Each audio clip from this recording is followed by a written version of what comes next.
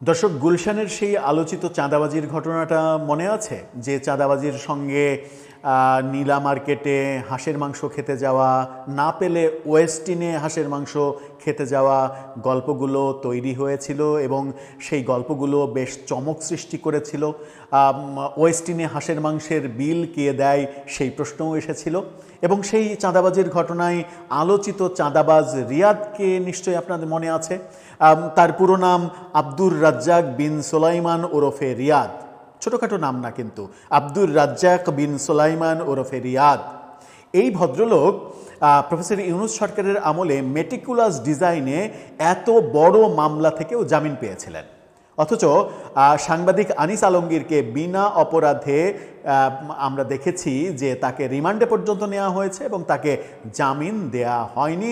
নিরপরাধ সাংবাদিকদের এভাবেই বন্দি করে রাখা, সন্ত্রাস বিরোধী আইনে গ্রেপ্তার করার ঘটনাগুলো দেখেছি, কিন্তু মেটিকুলাস ডিজাইনে এই রিয়াদকে আমরা জামিন পেতে দেখেছিলাম।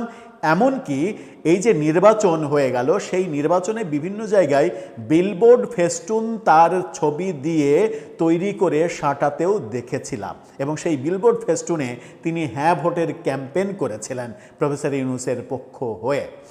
সেই রিয়াদ, আলোচিত রিয়াদ, সোনার ছেলে রিয়াদ, বাংলাদেশের সোনার ছেলে, তাকে চাঁদাবাজ বললে তো সেটা অপরাধ, কারণ বৈষম্যবিরোধী আন্দোলন কিংবা এনসিপির পরিচয়ে যে যা করবে সেটাকে আপনি নেগেটিভ দৃষ্টিতে দেখতে পারবেন না।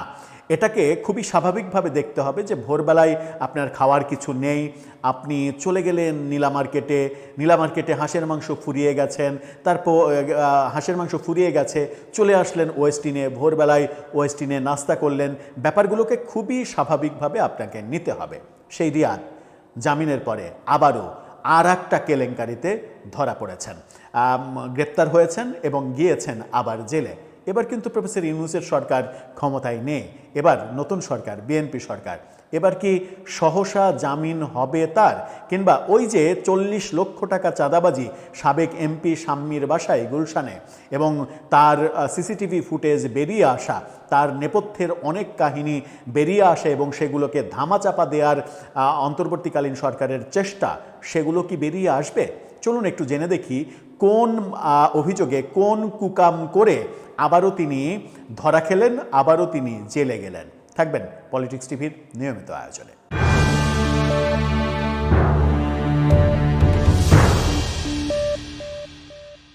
দর্শক, বলছিলাম সেই গুলশানের আলোচিত চাঁদাবাজ রিয়াদের কথা। সোনার ছেলে, বৈষম্যবিরোধী আন্দোলনের এবং এনসিপির শীর্ষ পর্যায়ে তার যথেষ্ট প্রভাব আছে বলে এনসিপির অনেক নেত্রী এবং বৈষম্যবিরোধী আন্দোলনের নেত্রী উমামা ফাতেমারাও অভিযোগ করেছিলেন। সেই সময় আমরা দেখেছিলাম নীলা ইসরাফিল, উমামা ফাতেমারা অভিযোগ করেছিলেন এনসিপির শীর্ষ নেতাদের সঙ্গে, গণতন্ত্রের ইমামের সঙ্গে, তারপরে হচ্ছে যে ক্যাপ্টেনের সঙ্গে, তারপরে উত্তরবঙ্গের জনকের সঙ্গে ছবিগুলো ভাইরাল হয়েছিল সেই সময়ে।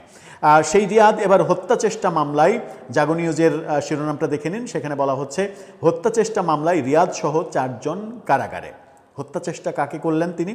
রাজধানীর প্রেসিডেন্সি ইউনিভার্সিটির শিক্ষার্থী নির্জন সর্দারকে হত্যা চেষ্টা মামলায় বৈষম্যবিরোধী ছাত্র আন্দোলনের সাবেক নেতা, এখন সাবেক নেতা বলা হচ্ছে, আব্দুর রাজ্জাক বিন সোলাইমান ওরফে রিয়াদ সহ 4 জনকে কারাগারে পাঠিয়েছেন আদালত।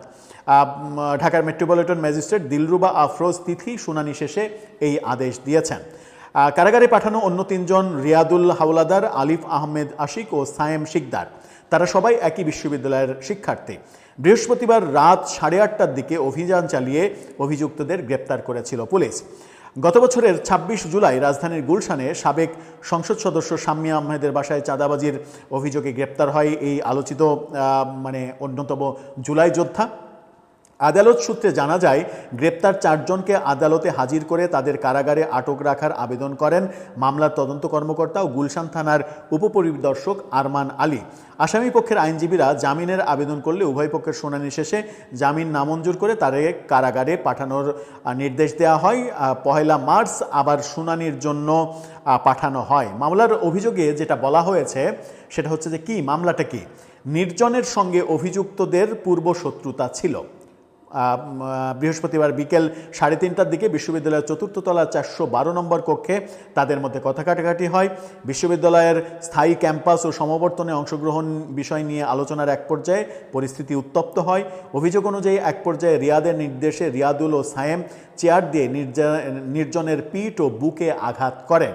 পরে রাজ্জাক ধারালো অস্ত্র দিয়ে নির্জনের মুখে আঘাত করলে তিনি গুরুতর আহত হন। এছাড়া তাকে এলোপাথারি মারধর করা হয় বলেও এজাহারে উল্লেখ করা হয় এবং সেই মারধর রিয়াদ নিজে করেন। নির্জনের সহপাঠী এবং কয়েকজন শিক্ষক এগিয়ে এলে তাদেরও হুমকি দেওয়া হয়। এই রিয়াদ তাদের হুমকি দেন। পরে খবর পেয়ে গুলশান থানা পুলিশ ঘটনাস্থলে পৌঁছে পরিস্থিতি নিয়ন্ত্রণে আনে এবং অভিযুক্তদের আটক করে। এই ঘটনায় শিক্ষার্থী নির্জন সর্দার বাদী হয়ে রিয়াদ সহ 11 জনের নামে গুলশান থানায় হত্যা চেষ্টা মামলা দায়ের করেন। মামলায় অজ্ঞাত পরিচয়ে আরও 10 থেকে 22 জনকে আসামি করা হয়েছে। মানে একটা ব্যাপার, নির্জনও তো বোকা আসলে, যে এত বড় একটা নেতা, সেই নেতার সঙ্গে আপনি বাগবিতণ্ডায় যাচ্ছেন, বৈষম্য বিরোধী নেতা, এটা তো ছেলে খেলা ব্যাপার নয়। কিছুদিন আগে পর্যন্ত 11ই ফেব্রুয়ারি পর্যন্ত দেশটা তো তাদেরই ছিল, কারণ দেশের একচ্ছত্র আধিপত্য, একচ্ছত্র দাবিদার তো তারাই ছিল। কারণ আমরা বিভিন্ন জায়গায় দেখেছি যে বৈষম্য বিরোধী আন্দোলনের নেতা পরিচয়, সমন্বয়ক পরিচয়, জুলাই যোদ্ধা পরিচয়, তৌহিদি জনতা পরিচয়, এনসিপি পরিচয়, এই পরিচয়গুলো ব্যবহার করে যার যা ইচ্ছা সে তাই করে গেছে। এবং একদিন আগেই সার্জিস আলমের একটা ভিডিও ভাইরাল হয়েছে যেখানে তাকে অসহায় স্বীকারোক্তি করতে দেখেছি আমরা। তিনি বলেছেন যে প্রফেসর ইউনূসের চলে যাওয়াটা আমরা সবাই মিস করব, জনগণও মিস করবে। তখন আমরা যা ইচ্ছা তাই করেছি, ছেলেপেলে যা ইচ্ছা তাই করেছে, অনেক স্বাধীন ছিলাম, ছেলেরা ইচ্ছা করেছে সচিবালয়ে ঢুকে যাইতে, তারা সচিবালয়ে ঢুকে গেছে, এরকম অসহায় স্বীকারোক্তি করেছেন। অর্থাৎ প্রফেসর ইউনূসের আমলে তারা যে যা ইচ্ছা তাই করেছে, এটা সার্জিসের এই স্বীকারোক্তির মাধ্যমেই ব্যাপারটা প্রতীয়মান হয়। সুতরাং মানে নির্জনেরও তো একটু মানে বুদ্ধিশুদ্ধি থাকা উচিত যে একজন বৈষম্য বিরোধী নেতা, তাও আবার গুলশানের আলোচিত এত বড় একজন চাঁদাবাজ, 40 লাখ টাকা তো আর ছোটোখাটো ছিচকেরা নেয় না। তার অনেক বড় গডফাদার থাকলেই তো 40-50 লাখ টাকা কিংবা 1 কোটি টাকা দাবি করে, এবং তারা ওয়েস্টিনে হাঁসের মাংস খায় যখন নীলা মার্কেটে হাঁসের মাংস পাওয়া যায় না। দর্শক, এখন কি ভিন্ন চিত্র দেখব আমরা? একেতেই সরকার যখন বলেছে পুলিশ হত্যাকাণ্ডের বিচার হবে, তখনই অনেকের টনক নড়ে গেছে এবং সেটার বিরুদ্ধে এক ধরনের মানে সোচ্চার হওয়ার এবং আন্দোলনের হুমকি নতুন সরকারকে দেয়া শুরু হয়েছে। এরই মাঝে মজার একটা তথ্য দিয়ে শেষ করি। গত রাতে দেখেছি যে এনসিপির যে আজকে প্রতিষ্ঠাবার্ষিকীর ইফতার মাহফিল, এবং সেই মাহফিলটা হবে আবাহনী মাঠে। আবাহনীটা ফ্যাসিস্ট সরকারের তৈরি করা ক্লাব। আবাহনীর প্রতিষ্ঠাতা শেখ কামাল, বঙ্গবন্ধু পুত্র, সেই আবাহনী মাঠটাকে বেছে নেওয়া হয়েছে ইফতারের জন্য। সেখানে প্রধান অতিথি হিসেবে আমন্ত্রণ জানানো হয়েছে স্বরাষ্ট্রমন্ত্রী সালাউদ্দিন আহমেদকে, যিনি ঘোষণা দিয়েছেন জুলাই আন্দোলনে পুলিশ হত্যাকাণ্ডের বিচার হবে, তদন্ত হবে। দর্শক, আপনার মতামত জানিয়ে লিখতে পারেন আমাদের কমেন্ট বক্সে।